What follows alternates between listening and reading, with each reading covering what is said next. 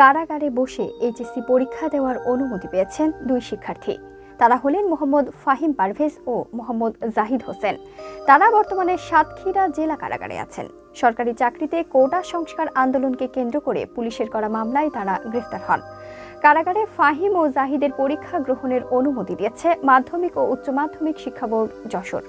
গত 31 জুলাই মাধ্যমিক ও উচ্চ মাধ্যমিক শিক্ষা বোর্ড যশোরের পরীক্ষা নিয়ন্ত্রক বিশ্বাস শাহিন আহমেদ স্বাক্ষরিত অনুমতিপত্রে বলা হয়, সাতক্ষীরা সরকারি কলেজের ব্যবস্থাপনায় দুই পরীক্ষার্থীর উত্তরপত্র, প্রশ্নপত্র, হাজিরাপত্র সরবরাহ এবং কারা অভ্যন্তরে পরীক্ষা গ্রহণের অনুরোধ করা হলো।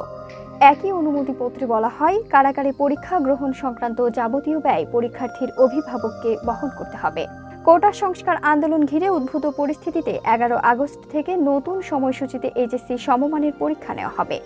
এর আগ পর্যন্ত সব পরীক্ষা স্থগিত করা হয়েছে। এ বিষয়ে গতকাল বৃহস্পতিবার আন্তঃশিক্ষা বোর্ড সমন্বয় কমিটির নির্দেশনায় বলা হয়, 4 আগস্ট থেকে অনুষ্ঠেয় সব শিক্ষা বোর্ডের পরীক্ষাগুলো স্থগিত করা হলো। 11 আগস্ট থেকে স্থগিত করা পরীক্ষাগুলো নতুন সময়সূচি অনুযায়ী হবে। নতুন সময়সূচিও প্রকাশ করা হয়েছে।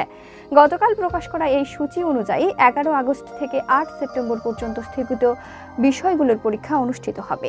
তারপর হবে ব্যবহারিক পরীক্ষা। এর আগে কয়েক দফায় এইচএসসি সমমানের পরীক্ষা স্থগিত করা হয়েছিল। প্রথমে গত 18 জুলাইয়ের পরীক্ষা স্থগিত করা হয়। তারপর একসঙ্গে 21, 23 ও 25 জুলাইয়ের পরীক্ষা স্থগিত করা হয়। এরপর আরেক দফায় 28 জুলাই থেকে 1 আগস্ট পর্যন্ত পরীক্ষা স্থগিত করা হয়। এখন সিদ্ধান্ত হয়েছে 11 আগস্ট থেকে নতুন সময়সূচিতে এইচএসসি ও সমমানের পরীক্ষা নেওয়া হবে।